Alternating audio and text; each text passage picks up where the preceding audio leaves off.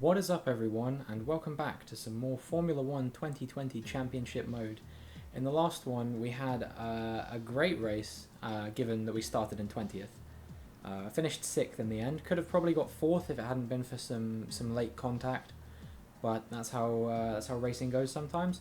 Made probably one of the best overtakes of my racing career. It was a double overtake out of the final corner on Nicholas Latifi and Daniel Kvyat. And we find ourselves still 4th in the championship. I really think I can maintain 4th and maybe take the fight to Valtteri Bottas for 3rd. I think that's going to be my aim.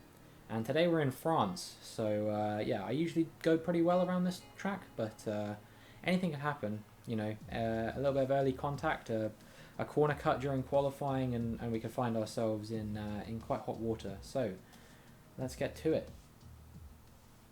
I know this race can be pretty boring in real life, but typically I usually have quite a lot of fun around here in regular racing.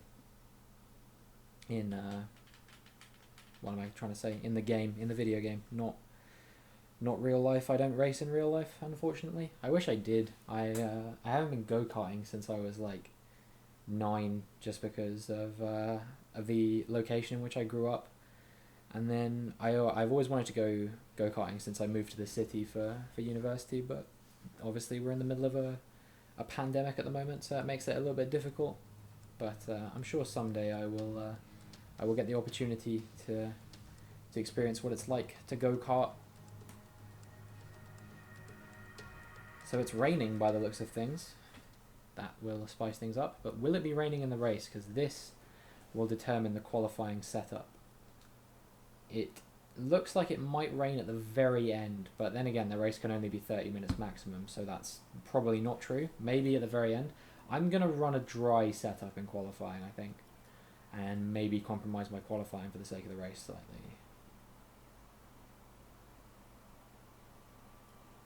I was trying to remember what I'd said there. Alright, let's go.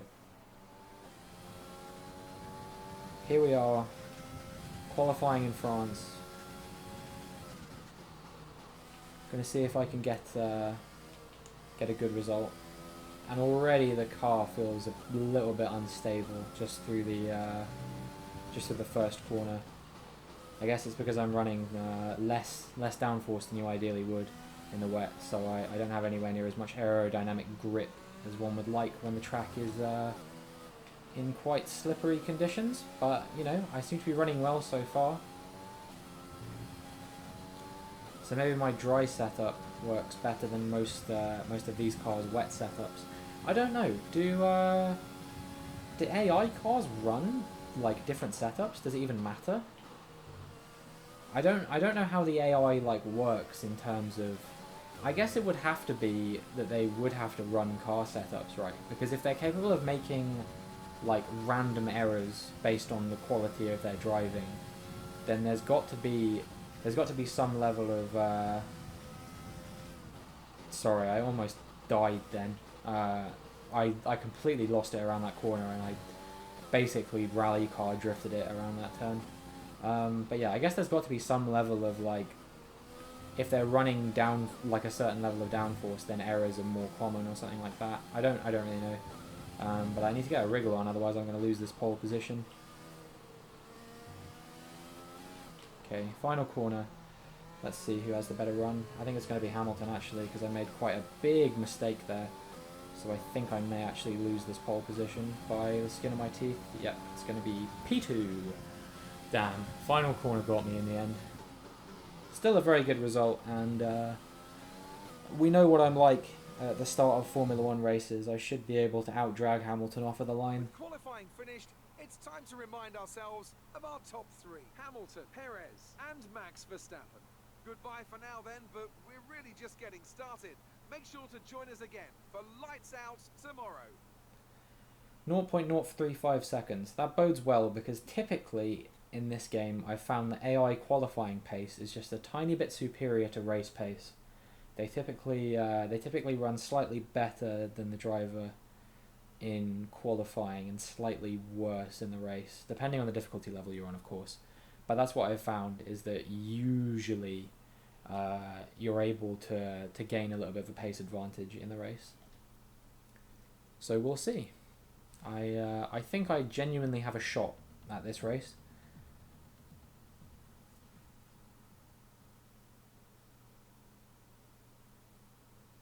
I stopped talking in anticipation of the thing loading faster, and now I don't really know what to say.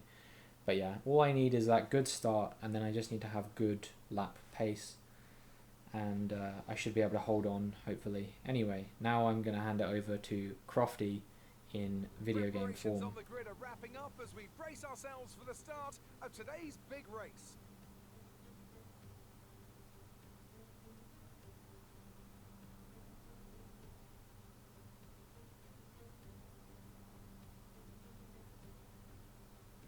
Mastering a lap of Paul Ricard means getting to know 15 corners, 6 left and 9 right, for an overall lap distance of 3.6 miles.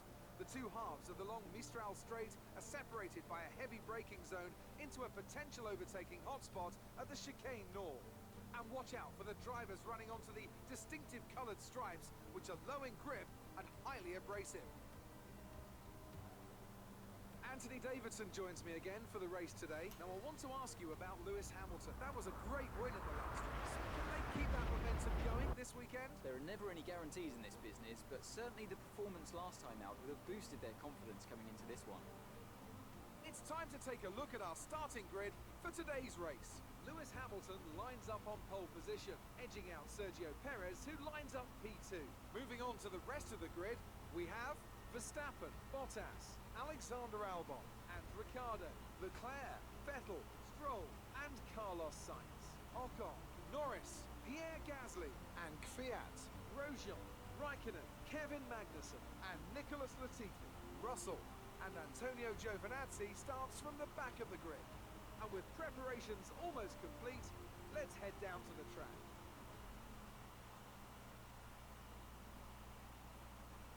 This game's really underrating Antonio Giovinazzi. I swear he's been last in like a load of qualifyings in this series. He outperformed Kimi Raikkonen in the head-to-head this season in qualifying. I don't see anyone talking about that. That he outperformed a man who is considered to be one of the greatest Formula 1 drivers of the 21st century. And just, yeah, everyone's sleeping on Antonio Giovinazzi. That's all I'm going to say. He's a very good driver in my opinion. But anyway, enough ranting about that. It's race time, and it's time to get a great start. If I jump the start, I'm going to probably stop the recording and go and scream. We're good.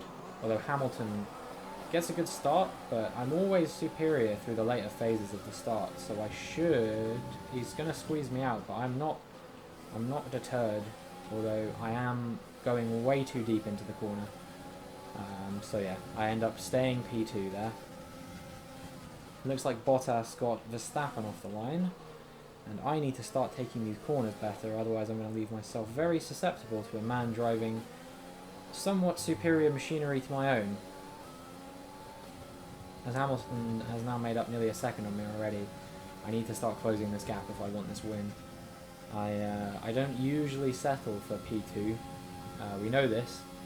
I like to throw my race away by crashing into the back of the car on P1.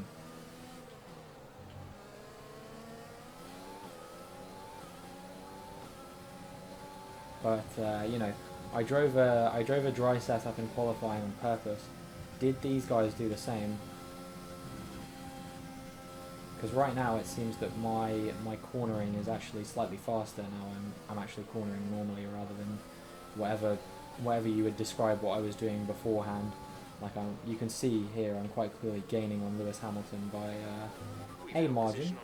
That's not great, but it's not terrible. Stay focused. What do you mean it's not great? I'm in P2, Jeff. You guys want me to get P7 in the championship? Look, I know we all want me to win this race, but let's be realistic. I've got... should I call him a 6-time or 7-time world champion? I guess in the game canon, he is a 6-time world champion, so that's what I'm going to call him. But, you know, I've got one of the greatest Formula 1 drivers of all time in front of me. I feel like you can forgive the fact that I haven't overtaken him on the first lap of the race.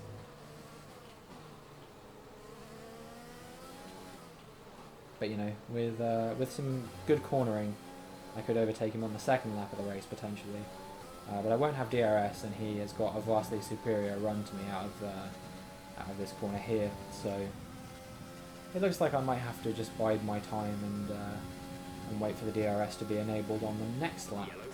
Never mind, it was literally the freest win that has ever been gifted to me in my entire life. Thank you, Lewis Hamilton. Okay, clear. Virtual safety car deployed. Slow down and maintain a positive delta.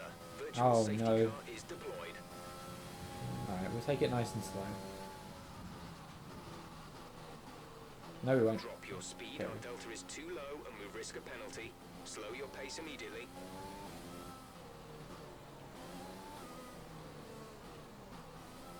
I'm not going to box like I did in Canada because it's lap 2 and I've got the lead of the race and I don't want to throw it away. And I don't have the utmost confidence. VSC ending, we're going green. Maintain positive delta until the green flags. Yeah, what was I going to say? I don't have the utmost confidence that the mediums will do 11 laps like they did in Canada. I don't want to risk that. So DRS has now been enabled, but I'm actually out of DRS range from Valtteri Bottas. So this is pretty good. If Max Verstappen runs well here, he can now reclaim the lead of the championship. I believe he was 10 points behind Lewis Hamilton, and he should make up that place by 5 points. I think he'll be clear at the top if he stays in P3. I don't know who has fastest lap at the moment. It might still be Lewis Hamilton actually. But yeah, hopefully I can just build this gap at the front. Shame for him that his engine blew up, but you know, I don't complain about things that benefit me. We're just going to drive this race, with no one in front of us, not get any corner cuts, not do anything stupid, not bin the car around any of these corners, and yeah, just drive a nice clean race for P1 like I did in Azerbaijan.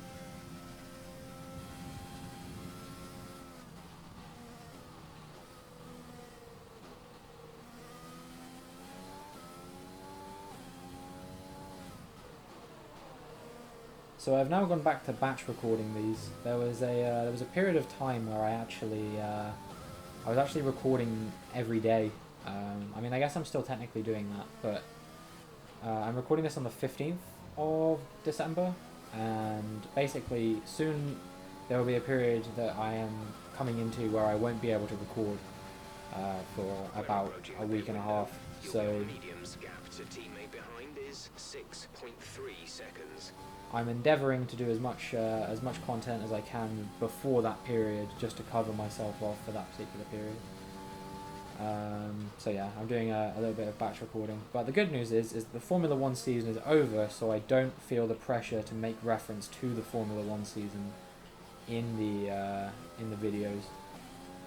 The day I'm recording this, I believe the young driver test took place, and the very young driver that is Fernando Alonso, upcoming Spanish talent, was top of the timesheets in a Renault, no less. So yeah, great performance from him, and I can't wait to see what he can do in the future. I'm sure he could, with a performance like that, potentially one day be World Championship material. Who knows? It's anyone's guess, really. And then you know, there was some good performances from some other young driver called Robert Cubitzer as well, who you know, I hadn't heard of him previously, but apparently he's going to be quite a big deal, and again could be a race winner in Formula 1 in the future if they give him a good car, unlike the Alfa Romeo he was driving. So yeah, just a couple of guys to look out for. In all seriousness though, Yuki Tsunoda did a fantastic job, and I really want to see him in that AlphaTauri seat next season. I'm a big fan of Pierre Gasly, so maybe I'll jump ship from Racing Point next season to AlphaTauri instead, in terms of my support, who the team I throw my support behind. It's not that I don't like Sebastian Vettel, but you know, as an Englishman, I've been conditioned by the people around me who are also into Formula 1 to dislike Sebastian Vettel, because he was always the main championship rival of Lewis Hamilton, who of course is the pride of England, but only when he wins, and any other time he's just some black dude who avoids taxes, according to the press. But that's a conversation we're not going to have during a Formula 1 2020 championship mode video. But yeah, no, I like Lewis Hamilton. I wouldn't say I'm a mega fan of him, but I feel like you have to respect a driver who can win 7 world championships. You know, even a driver who can win races has to have quite a lot of talent, in my opinion, to not succumb to the pressure. No matter whether you're driving the fastest car or not, you have to kind of acknowledge that it's not an easy job driving a Formula 1 car, even if you've been doing it for several years. The job never gets easier, you just learn to do it better. And that's something that Valtteri Bottas in this race, it's a philosophy he's not quite following on. In this lap. So we're pitting at the end of this lap, but yeah, what I was trying to say is that Bottas has gone back 2 spots from where he was after Lewis Hamilton's DNF. So it looks like it's going to be me sharing a podium with the 2 Red Bull boys at this rate. So yeah, once I move on to the medium tyres, that should pretty much cover off any chance of me being overtaken, unless I just have no pace on the mediums, which I feel like is going to be unlikely. Typically I run better on harder compounds compared to the AI also on harder compounds. I don't really know why. I think it's just that like they artificially run worse because they are on like slower compounds, whereas with me, obviously I'm still giving it everything on most of these laps, so I don't really lose pace when I switch tyre compounds in quite the same way that an AI car would.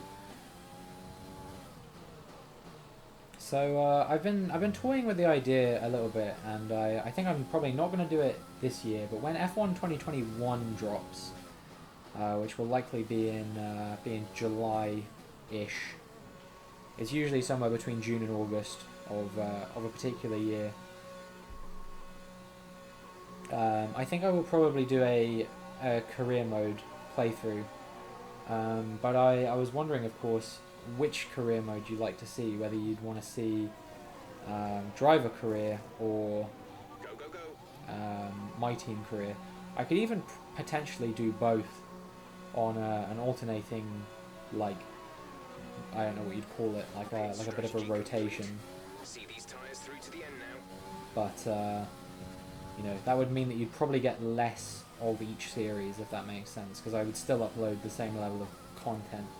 I wouldn't want to be putting out, like, I don't know, I wouldn't want to be putting out 1 million of the same game videos. As someone who's not an F1 YouTuber, I feel like it's not a particularly strategic model. Especially considering, obviously, I don't want to alienate the people that do watch these videos, because I appreciate them greatly, but typically this series doesn't perform quite as well as if I was playing a more story-driven game, such as the Shadow of the Colossus playthrough I'm doing at the moment, or obviously my Hollow Knight one was quite popular with quite a few people. This series hasn't quite reached the same heights, but you know, I play the game because I'm passionate about it, so that won't change. But just from the perspective of like getting interaction on YouTube, I feel like uploading this every day when a new game comes out might not be the best idea, especially considering the market will also be very saturated with people doing the same thing. So everyone's coming in now, and we'll see where we're at.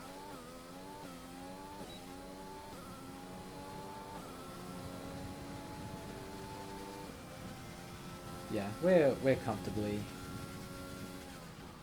still P1. Max Verstappen behind, Alex Albon from Bottas from, looks like Carlos Sainz. Oh, Carlos Sainz has jumped Valtteri Bottas in the pit phase as well. So it's gone from bad to worse for him, and actually, I think if we finish exactly where we are at the moment, including my fastest lap, I may actually grab P3 in the standings. And obviously Lewis Hamilton's out of the race as well, so my my gap to P2 will be closing as well. This is a very exciting prospect, championship wise, especially as we reach the halfway mark of the season. If I have a better second half than I did a first half, then we could really see something special. I think the next race after this one is Austria, if I'm not mistaken. And I mean, Austria is not that hard. It's just like 3 corners in the midsection, basically, which is like, I don't know, I think there's like 4 corners in that one.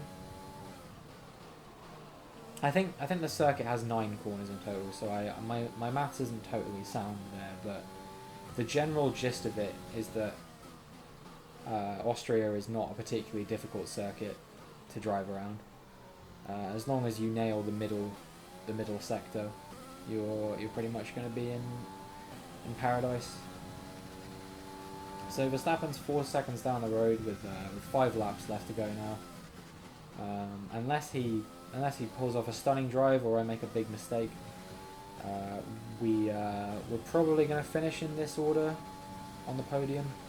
I don't know if Bottas might get Sainz back before the end. I sure hope he doesn't, because that would elevate my standings in the championship. And obviously, if I finish first, you know the rules by now. If I finish first, then I increase the difficulty, and if I finish outside of the points, then I decrease the difficulty. The only exclusion for that rule is if I DNF. If I DNF, then it stays the same, because I didn't finish outside of the points. So yeah, it's only if I'm classified outside of the points that I will decrease the difficulty.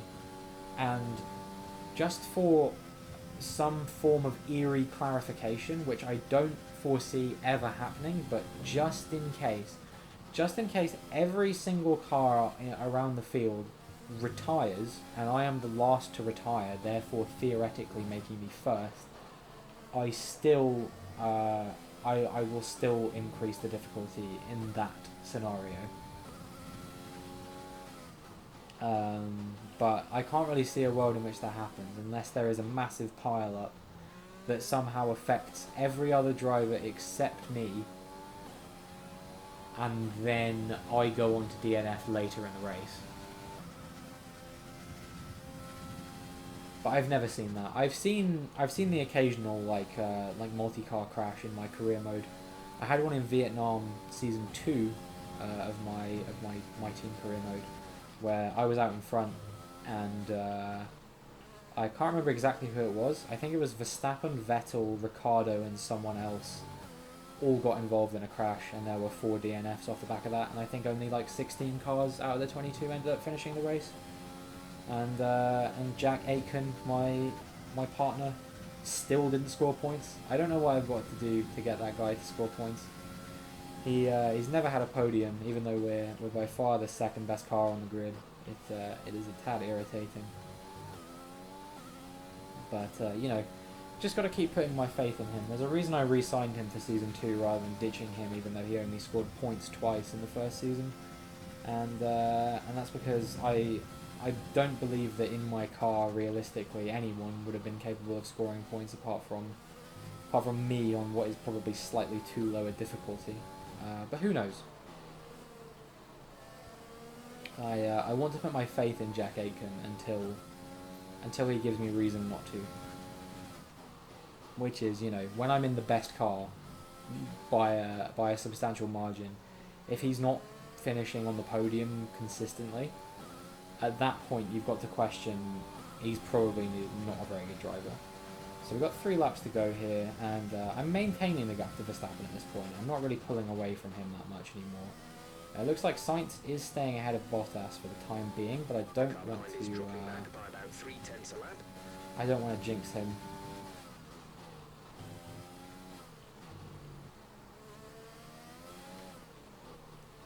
So what has been your favourite race of this season so far? This is race number 10 of 22. and there's been some pretty good ones, I'd say. I definitely think probably the best ones in terms of like interest, because all the ones where I've won, I've not really come under any such threat, as it were. So I reckon it's one of the ones where I didn't win. I think probably China was a fairly good one, because I was fighting my way back through the field during that one. Spain had a few good overtakes, and then obviously Canada I reckon was quite a good one.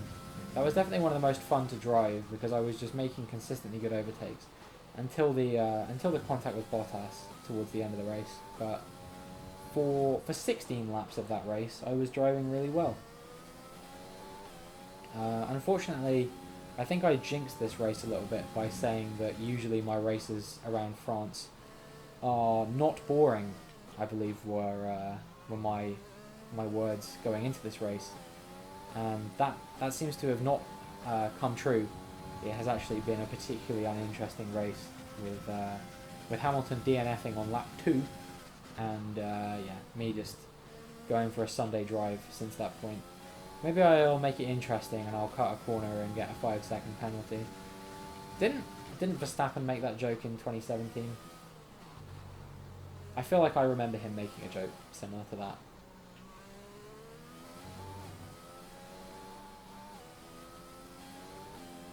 Obviously, it was a great win for Verstappen to close out the season. I know we've had a few videos since that point, but I'm happy for the guy. He drove a good race, and it seemed like Mercedes were struggling a little bit, but who really can tell? I rate Max Verstappen quite a lot as a driver, even if I'm not a big fan of him as a Formula One personality. I still think he has a supreme level of talent, and probably he cannot wait until Lewis Hamilton retires so he can have a crack at going for some world championships. I think he deserves at least one. I honestly would like to see an era which has not been seen in Formula One probably since the I guess I don't really know, probably like the early 90s.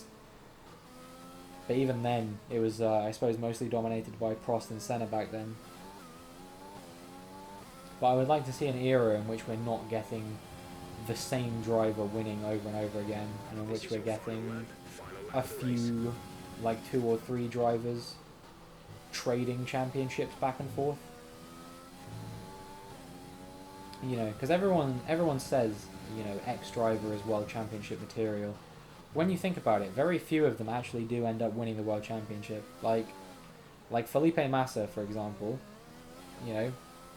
Any of my Brazilian audience perhaps might disagree with me, but he did technically never win a world championship, despite the fact that he was touted as world championship material. Mark Webber was driving a world championship winning car and never quite made it. I know Fernando Alonso obviously did win the world championship, but he never did when he was driving for Ferrari. Neither did Sebastian Vettel, despite the fact that they could. It happens a lot more often than I think people realise, where drivers will be in a championship winning car, but they still won't get a world championship.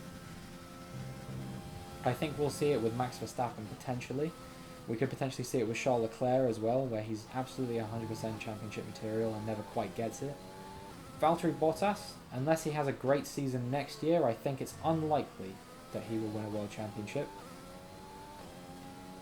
Despite the fact that I think, based on his performances at Williams, you would have rated him for one.